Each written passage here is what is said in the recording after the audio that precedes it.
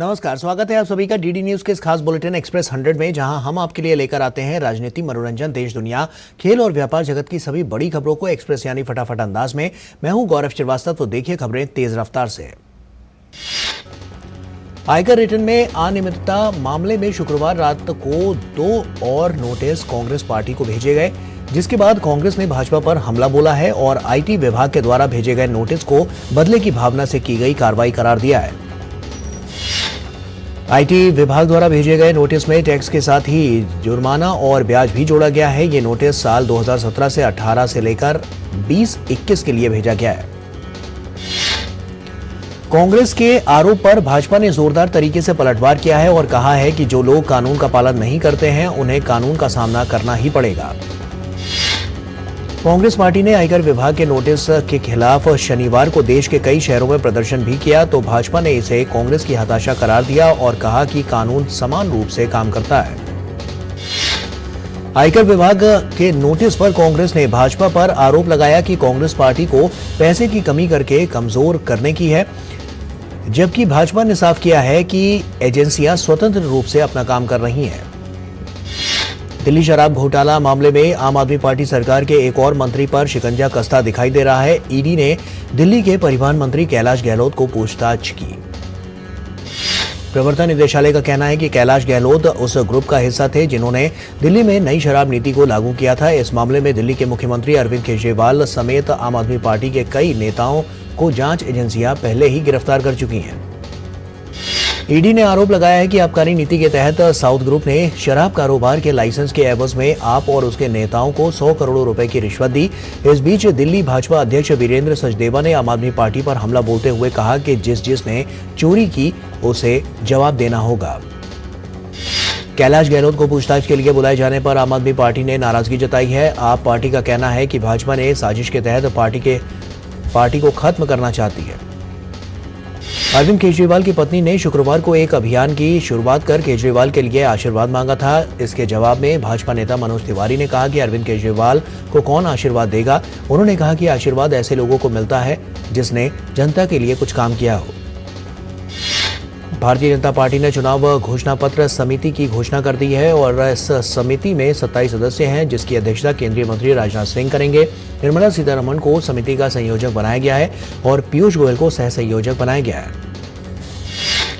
लोकसभा चुनाव के दूसरे चरण के लिए नामांकन का काम तेज हो गया है। केंद्रीय मंत्री और भाजपा नेता वी मुरलीधरन ने केरल में अरिंगल लोकसभा क्षेत्र से नामांकन दाखिल किया।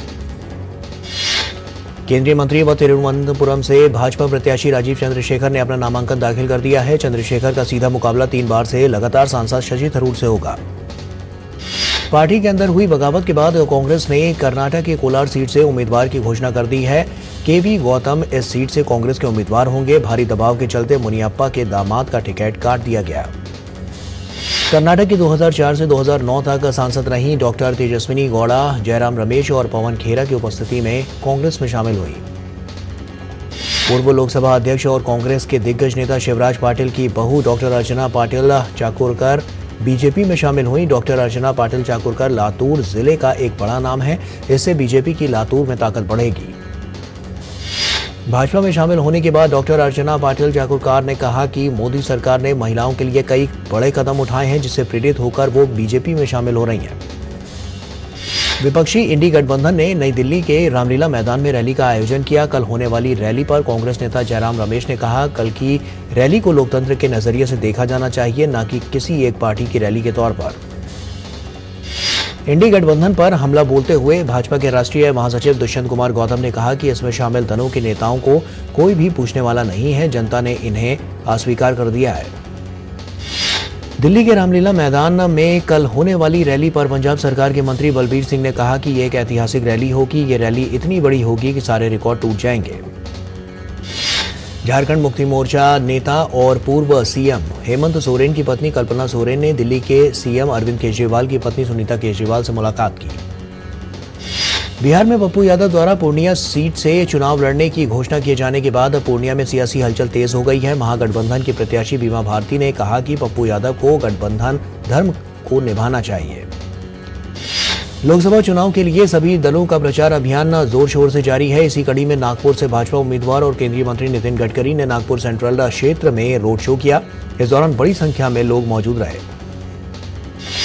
तमिलनाडु के मुख्यमंत्री और डीएमके प्रमुख एमके स्टालिन ने सेलम जिले में एमएनएम अध्यक्ष कमल हसन से मुलाकात की। राजस्थान के जोधपुर संसदीय निर्वाचन क्षेत्र से केंद्रीय मंत्री व भाजपा नेता गजेंद्र सिंह शेखावत ने अपना नामांकन दाखिल किया। शेखावत को लगातार तीसरी बार पार्टी ने जोधपुर सीट से उम्मीदवार घोषित किया। पर्चा दाखिल करने से पहले जोधपुर लोकसभा सीट से भाजपा उम्मीदवार और केंद्रीय मंत्री गजेंद्र सिंह शेखावत ने राजस्थान के मुख्यमंत्री भजन लाल शर्मा के साथ रोड शो किया। देश भर में लोकसभा चुनाव के लिए प्रचार अभियान जोर शोर से चल रहा है। इसी कड़ी में उत्तराखंड के मुख्यमंत्री पुष्कर सिंह धामी ने अल्मोड़ा से भाजपा उम्मीदवार अजय टम्टा के समर्थन में रोड शो किया। लोकसभा चुनाव को लेकर सरगर्मियां तेज हो चुकी हैं। तमिलनाडु में चेन्नई सेंट्रल से डीएमके उम्मीदवार दयानिधि मारन ने चुनाव प्रचार में हिस्सा लिया। तमिलनाडु में चेन्नई सेंट्रल से भाजपा उम्मीदवार विनोज जी सेल्वम ने भी चुनाव प्रचार किया। पी सेल्वम ने रोड शो किया। छत्तीसगढ़ के मुख्यमंत्री विष्णुदेव साय ने पूरे प्रदेश में बड़े स्तर पर बूथ विजय अभियान का आह्वान किया। इस मौके पर उन्होंने कार्यकर्ताओं को प्रदेश के हर घर में भाजपा का झंडा लगाने का काम दिया है और भाजपा को अपने बूथ में जीत दिलाने का संकल्प दिलाया। बिहार एनडीए की सहयोगी दल लोक जनशक्ति पार्टी रामविलास ने आगामी लोकसभा चुनाव के लिए अपने सभी 5 उम्मीदवारों के नामों की घोषणा कर दी है। पार्टी ने चर्चित हाजीपुर सीट से चिराग पासवान को अपना उम्मीदवार घोषित किया है। राष्ट्रपति द्रौपदी मुर्मू ने 4 महान हस्तियों को देश के सर्वोच्च नागरिक सम्मान से सम्मानित किया। इसमें पूर्व प्रधानमंत्री पीवी नरसिम्हा राव को मरणोपरांत भारत रत्न से सम्मानित किया गया। यह पुरस्कार उनके बेटे पीवी प्रभाकर राव ने प्राप्त किया। वहीं राष्ट्रपति द्रौपदी मुर्मू ने पूर्व प्रधानमंत्री चौधरी चरण सिंह को मरणोपरांत भारत रत्न से सम्मानित किया। यह पुरस्कार चौधरी चरण सिंह के पोते जयंत चौधरी ने प्राप्त किया। इसके साथ ही राष्ट्रपति ने बिहार के पूर्व मुख्यमंत्री कर्पूरी ठाकुर को मरणोपरांत भारत रत्न पुरस्कार से सम्मानित किया। ये पुरस्कार उनके पुत्र रामनाथ ठाकुर ने प्राप्त किया। राष्ट्रपति ने देश में हरित क्रांति में महत्वपूर्ण भूमिका के लिए डॉक्टर एमएस स्वामीनाथन को मरणोपरांत भारत रत्न से सम्मानित किया। ये पुरस्कार एमएस स्वामीनाथन की बेटी नित्या राव ने प्राप्त किया। दिल्ली पुलिस के स्पेशल सेल ने न्यूज क्लिक के खिलाफ चार्जशीट दाखिल कर दी है। दिल्ली की पटियाला हाउस कोर्ट में आरोप पत्र दाखिल किया गया।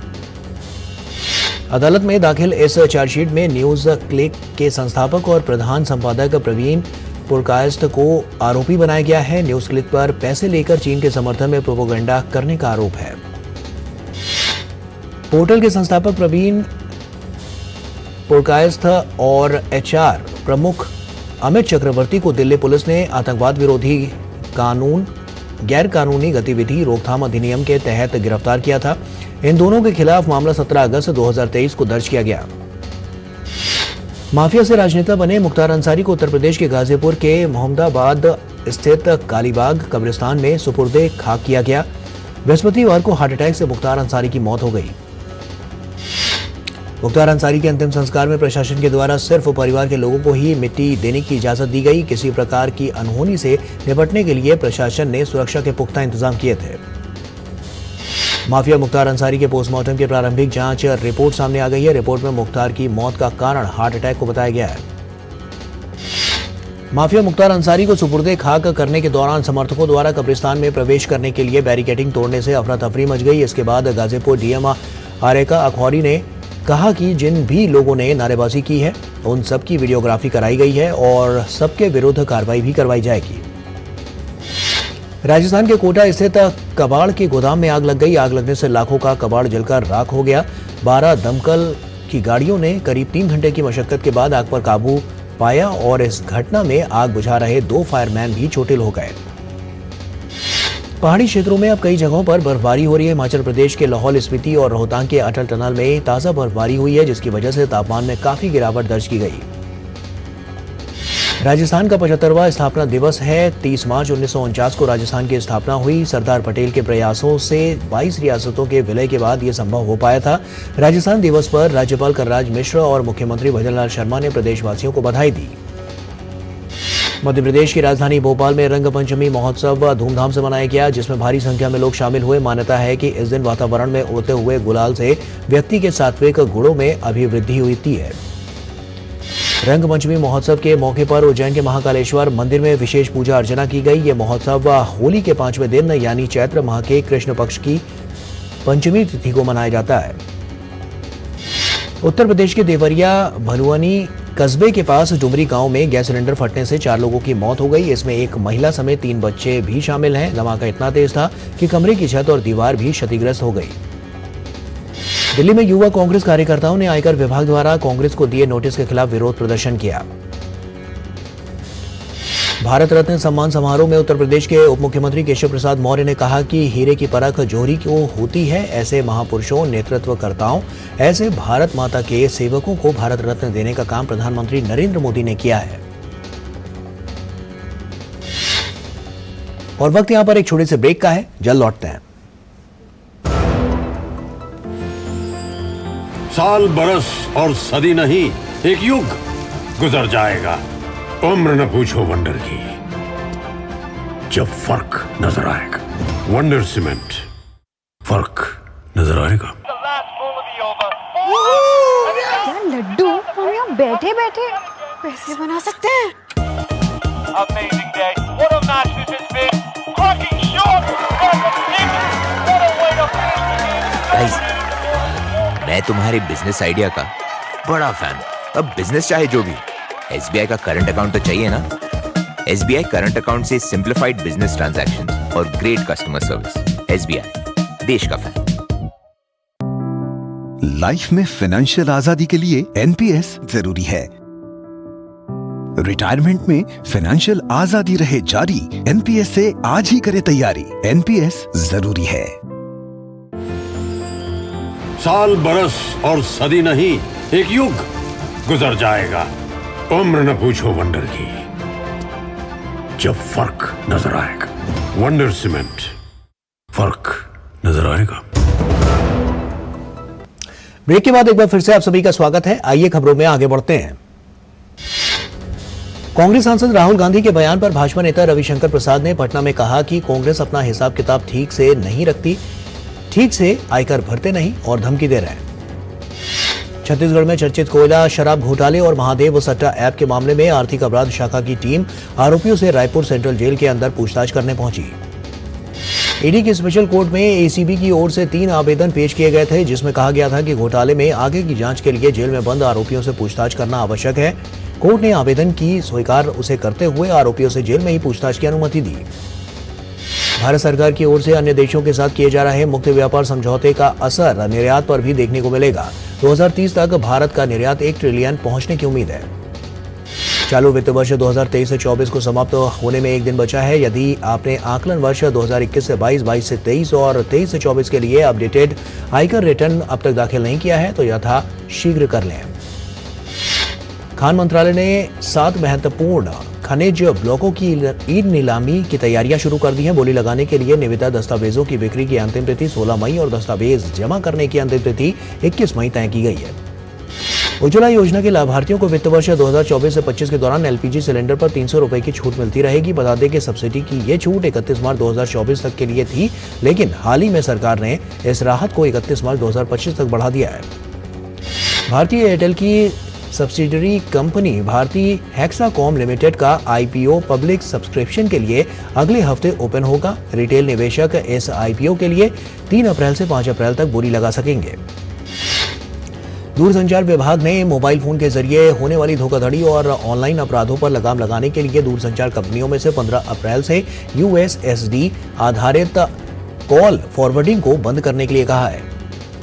31 मार्च 2024 तक फास्टैग की KYC प्रोसेस पूरी न करने पर 1 अप्रैल से फास्टैग नहीं करेगा काम।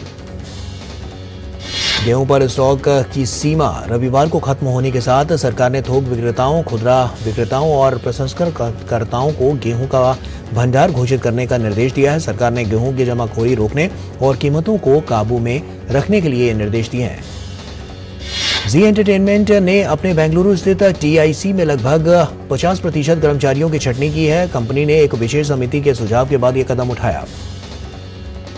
फेडरेशन ऑफ इंडियन पायलट ने विमानन नियामक DGCA के पायलटों के लिए संशोधित उड़ान ड्यूटी मानदंडों को स्थगित करने पर चिंता जताते हुए मंत्रालय को पत्र लिखा।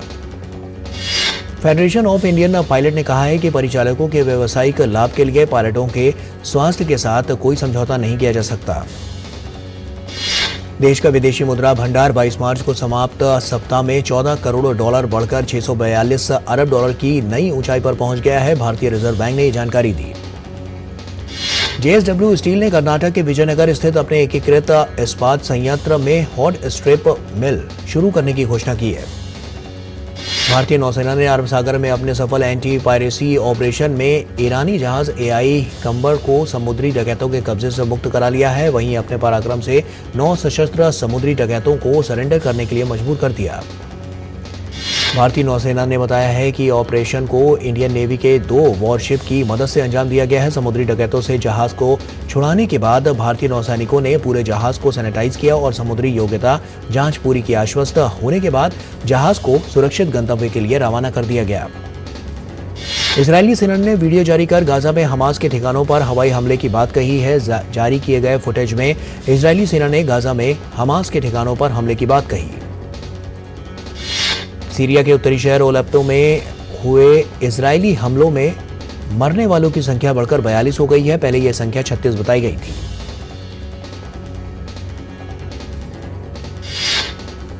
और वक्त यहां पर एक और छोटे से ब्रेक का है, जल्द लौटते हैं। साल बरस और सदी नहीं, एक युग गुजर जाएगा। उम्र न पूछो वंडर की, जब फर्क नजर आएगा। वंडर सीमेंट, फर्क नजर आएगा। ब्रेक के बाद एक बार फिर से आप सभी का स्वागत है। आइए आगे बढ़ते हैं खबरों में। रूसी जांच समिति ने कहा है कि उन्हें इस बात के सबूत मिले हैं कि मॉस्को कॉन्सर्ट हॉल हमले में शामिल आतंकवादी अपना इनाम पाने के लिए यूक्रेन में घुसने की योजना बना रहे थे। अफ्रीकी देश मेडागास्कर में चक्रवाती तूफान गैमन के कारण मरने वालों की संख्या बढ़कर 18 हो गई है। साथ ही 4 लोग लापता हैं। थाईलैंड ने एक मानवीय पहल के तहत सैन्य शासित म्यांमार को सहायता पहुंचाना शुरू किया है और जिसका उद्देश्य 3 साल की अस्थिरता का और तख्ता पलट के कारण हुई हिंसा के बाद युद्ध स्तर पर शिविरों के बीच बातचीत का मार्ग प्रशस्त करना है। थाईलैंड के विदेश मंत्रालय ने कहा है कि 20,000 लोगों के लिए चावल, सूखा भोजन और अन्य आवश्यक सामान ले जाने वाले 4,000 राहत बैगों का पहला बैच थाई रेड क्रॉस द्वारा म्यांमार समकक्ष पहुंचाया गया। संयुक्त राष्ट्र ने कहा है कि लड़ाई के कारण कम से कम 26 लोग विस्थापित हुए हैं और 18 लाख से अधिक लोगों को सहायता की जरूरत है। मैक्सिको के दक्षिणी प्रशांत तट पर प्रवासियों से भरी एक नाव के पलट से 8 लोगों की मौत हो गई। यूक्रेन के विरुद्ध रूसी आक्रामकता जारी है। रूस ने यूक्रेन की बिजली परियोजनाओं को निशाना बनाते हुए 99 ड्रोन व मिसाइल हमलों की झड़ी लगा दी है और इससे कई क्षेत्रों में लोगों को बिजली संकट का सामना करना पड़ रहा है।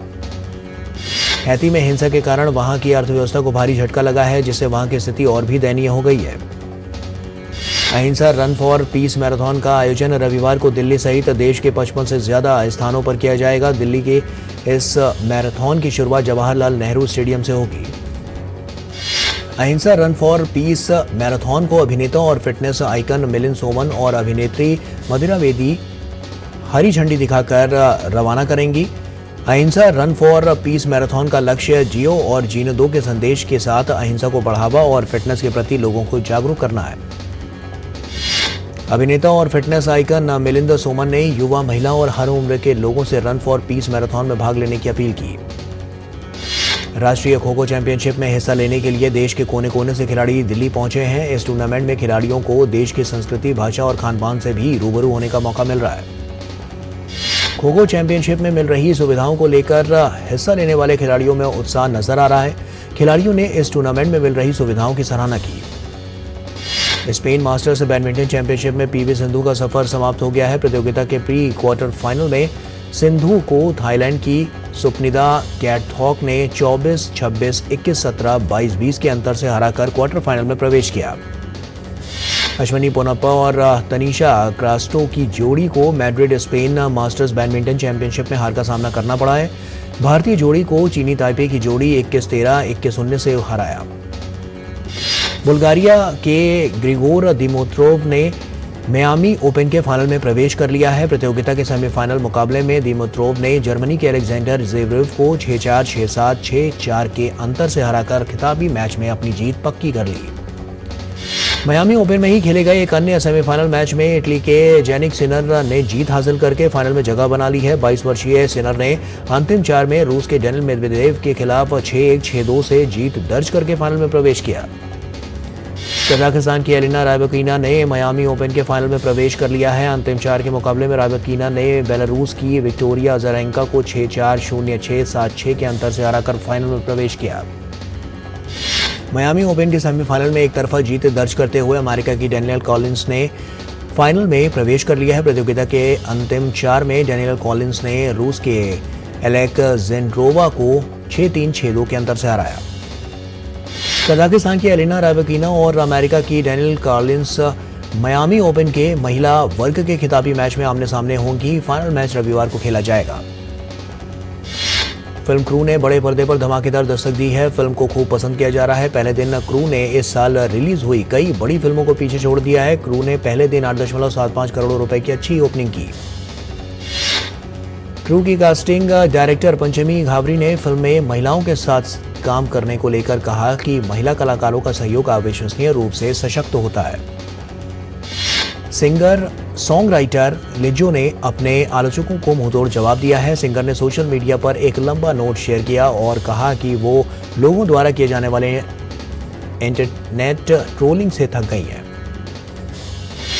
एक्टर राजकुमार राव जल्द ही उद्योगपति श्रीकांत बोला की वास्तविक जीवन की कहानी पेश करेंगे। श्रीकांत आ रहा है सबकी आंखें खोलने नाम की फिल्म 10 मई को रिलीज होगी। एक्टर टीसी बालाजी का चेन्नई में 48 साल की उम्र में निधन हो गया। वो पर्दे पर डैनियल बालाजी के नाम से मशहूर थे। पंजाबी एक्टर गिप्पी ग्रेवाल ने अपनी अपकमिंग फिल्म शिंदा नो पापा का पहला लुक जारी किया है, जिसमें उनके बेटे शिंदा हैं और साथ ही हिना खान भी हैं। इस फिल्म के जरिए हिना पंजाबी इंडस्ट्री में डेब्यू कर रही हैं। अभिनेता अनिल कपूर नो एंट्री के सीक्वल में काम नहीं मिलने पर नाराज हैं। अनिल कपूर के भाई बोनी कपूर ने वर्ष 2005 में सुपरहिट फिल्म नो एंट्री बनाई थी। एक्टर शिल्पा शेट्टी ने अपने परिवार के साथ राजस्थान के रणथंभौर में सैर की। उन्होंने कहा कि यात्रा न केवल उनके बच्चों के लिए बल्कि उनके लिए भी ये सीखने का मौका है। एक्टर प्रतीक गांधी हाल ही में रिलीज हुई फिल्म मडगांव एक्सप्रेस को लेकर चर्चाओं में है। उनके काम की हर कोई सराहना कर रहा है। प्रतीक ने कहा कि कॉमेडी किसी भी कलाकार के लिए सबसे मुश्किल शैली में से एक है। एक्टर आमिर अली ने हाल ही में रिलीज हुई स्ट्रीमिंग सीरीज लुटेरे के शूटिंग सेट से एक दिलचस्प किस्सा शेयर किया है। एक्टर ने बताया कि साउथ अफ्रीका में स्टंट मैन ने स्टंट करने से मना कर दिया था, जिसके चलते उन्हें स्टंट खुद करना पड़ा। और इसी के साथ एक्सप्रेस न्यूज में फिलहाल अभी के लिए इतना ही। हमें दीजिए इजाजत। नमस्कार।